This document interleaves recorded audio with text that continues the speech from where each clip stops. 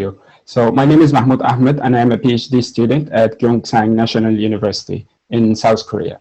My today's talk is about a bioconductor package called Target.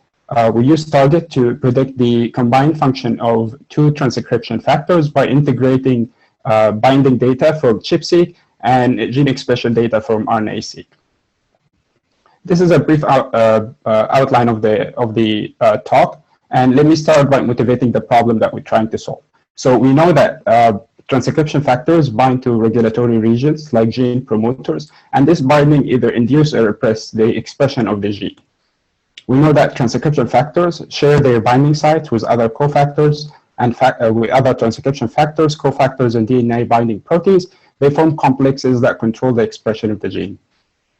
We know that we hope that the integration of overlapping binding sites of two or more factors and measuring the effect on the gene expression using RNA sequencing can give us an idea on the interaction between those two factors, so we can decide whether those two factors functionally cooperate or compete on their binding sites. So I use a model that proposed before that was previously proposed by Wang et al. And Tang et al. In those two papers. And this model starts by scoring the ChIP peaks by measuring the distance between the center of the peak and the transcription start site of the nearest gene. And using this exponentially decaying function can calculate something called the regulatory potential, which decreases by the which depends on the distance from the peak to the transcription start site. This formula presented here was constructed to approximate the empirical observation in this paper. The next step would be to score the genes, and the score of the genes would depend on the sum of the peak scores, all the peaks nearby the transcription start site. We notice here that the gene that has more binding sites would have higher regulatory potential.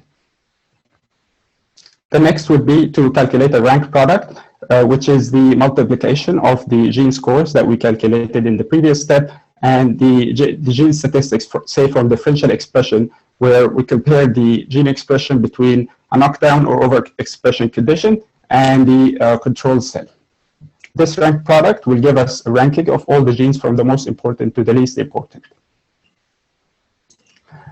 Here I introduced a new term called regulatory interaction, where for two factors, we do the gene expression experiment separately, twice separately for each factor, and then we multiply the gene statistics by each other.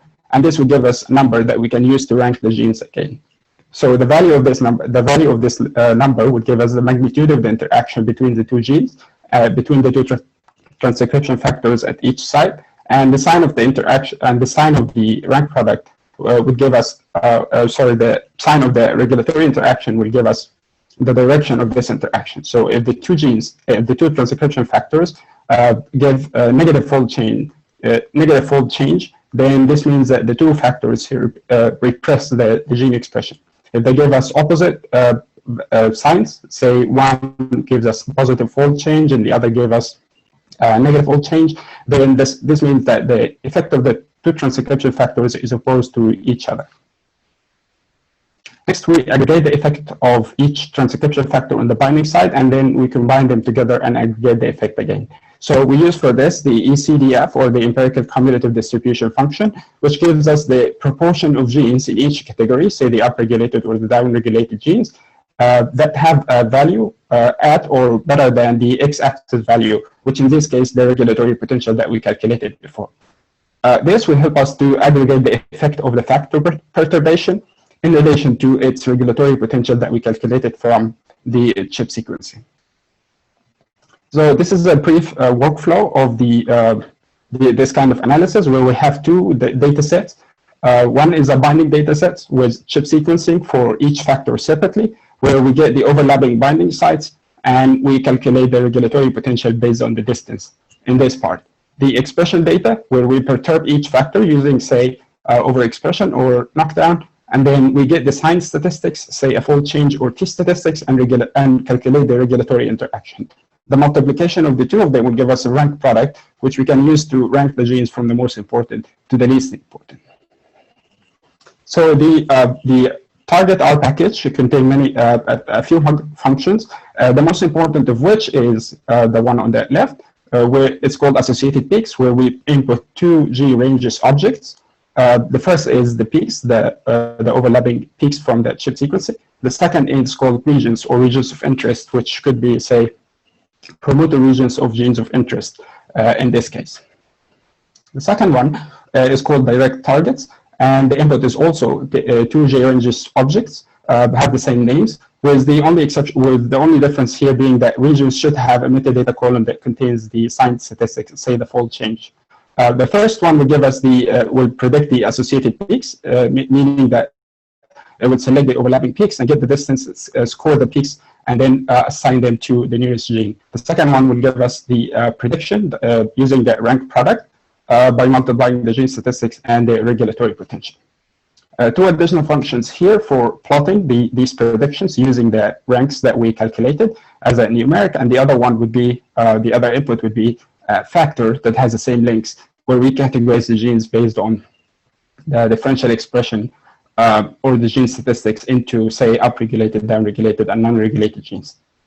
This second function is very similar. It takes the same input, but performs the statistical test. In this case, we use the KS test, and then we compare the curves for the groups that we chosen. Say it could be upregulated to downregulated genes. To compare to other existing packages, there are different approaches that people took to integrate chip and gene expression data. The first one is RTRM, where it calculates regulatory modules based on transcription factors from ChIP-seq, and it also adds gene expression and protein-protein interaction data. This other package curates large amounts of data and builds a model or a database that you can query later on for transcription factor targets. And then Transcriptor does something a bit different, where they use ChIP-seq data to de novo identify transcripts and then quantify the gene expression using by counting RNA-seq reads within these transcripts. The limitations of targets are that we need comparable data sets for the two factors separately, and then we need the ChIP-seq data and the gene expression data within the same cell line. The second limitation is that we assume that the interaction between the two binding DNA proteins, in this case, it could be a transcription factor, is linear, which might not always be the case. The third one is there are certain kinds of binding that we cannot detect, say assisted binding in this case, where the binding of one factor facilitates the binding of another factor, but not to the same site. This package is available as a biconductor package, and I also have a Shiny app that performs the same analysis. Okay, so a brief case study here is using about two transcription factors that are evolutionary and functionally related. So the first one is a zinc finger protein called YY1 or Yin Yang 1. And it is known that it involves repressing and activating a large number of promoters by direct deacetylases and histone acetyltransferases to the promoter regions. Another related transcription factor that originated by retrotransposition of that gene on chromosome 14 is called YY1 YY2, and it also exhibits similar behavior where it positively and negatively control large number of genes. It's reported in the literature that YY1 and 2 have opposing functions or antagonizing functions, especially during development and differentiation. So I used four datasets, two ChIP-seq from ChIP-seq Atlas, where the YY1 and YY2 were precipitated and sequenced to get their binding sites in the form of peaks, and two microarrays dataset from NockTF database, where YY1 and YY2 were knocked down in HeLa cells. So the first thing that we did here is we performed differential expression for each transcription factor by comparing the knockdown to the control. And we see here that both factors induce and repress large number of genes in panel A. In panel P, I correlated the fold change for the YY1 knockdown and YY2, and I see that the two are correlated. The third here is by setting a certain threshold to the targets and comparing the genes that are upregulated and downregulated as targets. And we see here that each factor has a large number of specific targets, but they share a very small number of targets, which are the ones that we're interested in here. So by performing the standard target analysis, we see in panel A and panel B that the knockdown of YY1 and YY2 has opposing effects. So one is has more downregulated targets than the other. However, when we look at in panel C at the small set of targets that are shared between the two of them, we see that they, on average or in aggregate, they actually cooperate on most targets, as you see by the distance between this curve and the non-regulated curve. With the exception of a very small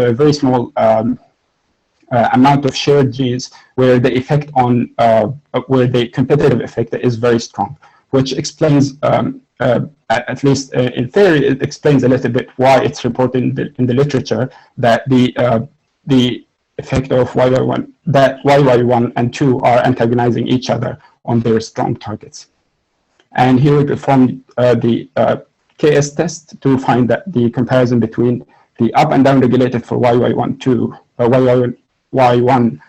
is statistically significant.